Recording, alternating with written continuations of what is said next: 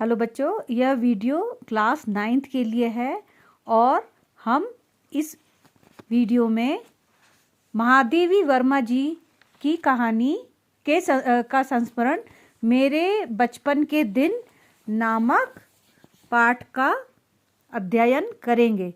इस पाठ को मैं कोशिश करूंगी कि 2 वीडियो में इसको ख़त्म करूं, तो यह उसका पहला भाग है। तो आइए जानते, पहले जिन्होंने इस संस्मरण को लिखा है उनका नाम है महादेवी वर्मा, जो एक बहुत ही प्रसिद्ध कवयित्री भी रही हैं। आइए पहले उनकी जीवनी के बारे में कुछ जानते हैं, फिर हम आगे कहानी की ओर बढ़ेंगे। महादेवी वर्मा का जन्म सन 1907 में उत्तर प्रदेश के फर्रुखाबाद शहर में हुआ था। उनकी शिक्षा दीक्षा प्रयाग में हुई। प्रयाग जो आजकल इलाहाबाद बोलते हैं, वहाँ पे हुई। प्रयाग महिला विद्यापीठ में प्रधानाचार्य पद पर लंबे समय तक कार्य करते हुए उन्होंने लड़कियों की शिक्षा के लिए काफ़ी प्रयत्न किए। तो बाद में प्रयाग में मतलब इलाहाबाद में एक विद्यापीठ में वह प्रधानाचार्य मतलब प्रिंसिपल के रूप में भी लंबे समय तक रही और वहाँ उन्होंने लड़कियों की शिक्षा के लिए खासकर काफ़ी कोशिश की, मतलब अच्छी शिक्षा के लिए काफ़ी प्रयत्न किया। सन 1987 में उनका देहांत हो गया, मतलब वह स्वर्ग सिधार गई। महादेवी जी छायावाद के प्रमुख कवियों में से एक हैं। तो साहित्य और कवि रचना इन सब के मामलों में कई प्रकार के कवि हुए हैं और उनको अलग अलग धारा में बांटी गई है। तो एक जो धारा है वह छायावाद की धारा है। तो महादेवी वर्मा जी छायावाद की प्रमुख कवित्रियों में से एक थी। निहार, रश्मि, नीरजा, यामा, दीपशिखा उनके प्रमुख काव्य संग्रह मतलब कविता का संग्रह, कलेक्शन ऑफ पोएम्स है। कविता के साथ साथ उन्होंने सशक्त गद्य रचनाएं भी की, मतलब कहानियां भी लिखी, जिनमें रेखा चित्र तथा संस्मरण प्रमुख हैं। अतीत के चलचित्र, स्मृतियों की रेखाएं, पद के साथी, श्रृंखला की कड़ियाँ उनकी महत्वपूर्ण गद्य रचनाएं हैं।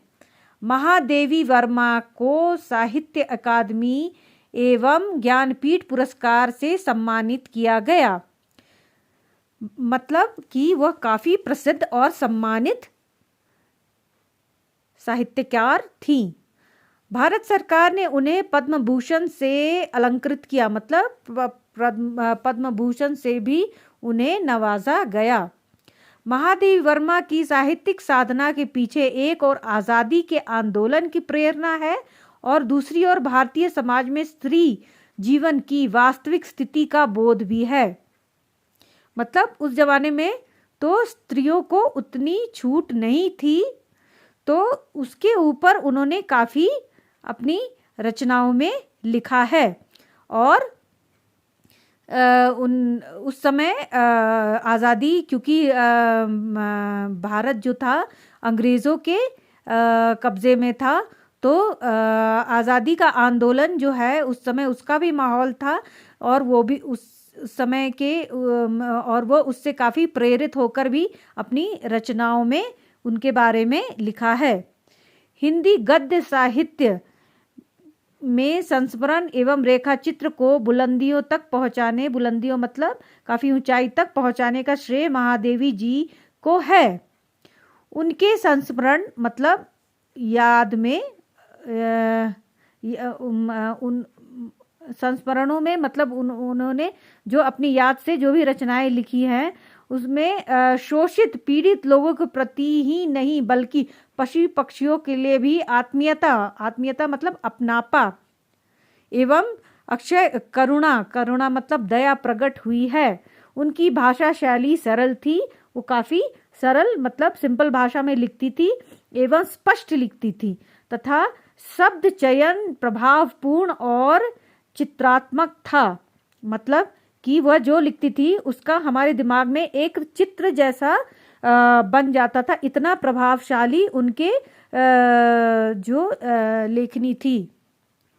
मेरे बचपन के दिन में महादेवी जी ने अपने बचपन के उन दिनों को स्मृति के सहारे मतलब याद के सहारे लिखा है जब वह विद्यालय में पढ़ रही थी। इस अंश में लड़कियों के प्रति सामाजिक रवैये, विद्यालय की सहपाठिनों, छात्रावास के जीवन और स्वतंत्रता आंदोलन के प्रसंगों का बहुत ही सजीव वर्णन है। मतलब इसमें उन्होंने अपने बचपन की कुछ जो यादें हैं उसके सहारे इस कहानी को लिखा है। और इसमें उन्होंने जो बताना चाहा है, जो रोशनी डाली है, वो एक तो इस बात पे है कि उस समय समाज में लड़कियों की स्थिति कैसी थी, और दूसरी तरफ जो स्वतंत्रता आंदोलन चल रहा था उसके बारे में भी काफ़ी कुछ है। उसके बाद उन्होंने इसमें जो सामाजिक स्थिति थी, जो सांप्रदायिक स्थिति थी हमारे देश में, उसके बारे में भी काफ़ी कुछ लिखा है कि लोगों में इतनी नफ़रत आजकल जैसे देखने को मिल रही है एक दूसरे के धर्म के प्रति, वैसा उस समय माहौल नहीं था। काफ़ी सकारात्मक पॉजिटिव माहौल था। दूसरी तरफ जो स्वतंत्रता संग्राम है और उसमें लोगों ने जी जान से भरपूर कोशिश करके जो भी योगदान दे सकते थे वो उन्होंने दिया, उसको भी यहाँ पे दर्शाया गया है।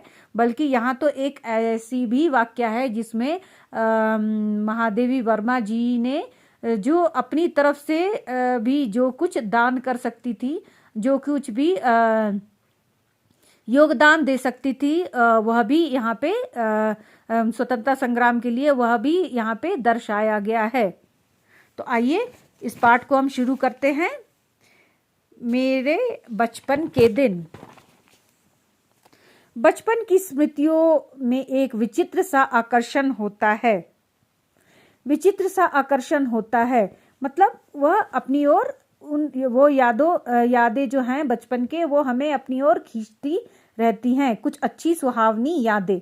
कभी कभी लगता है जैसे सपनों के से सा देखा होगा। परिस्थितियां बहुत बदल जाती हैं, किंतु बाद में जैसे जैसे हम बड़े होते हैं परिस्थितियां मतलब सारा कुछ चेंज हो जाता है। अपने परिवार में मैं कई पीढ़ियों के बाद उत्पन्न हुई। मतलब उनके परिवार में लड़की जो हुई वो यह काफ़ी दिनों बाद वह हुई। मेरे परिवार में प्राय 200 वर्ष तक कोई लड़की नहीं थी।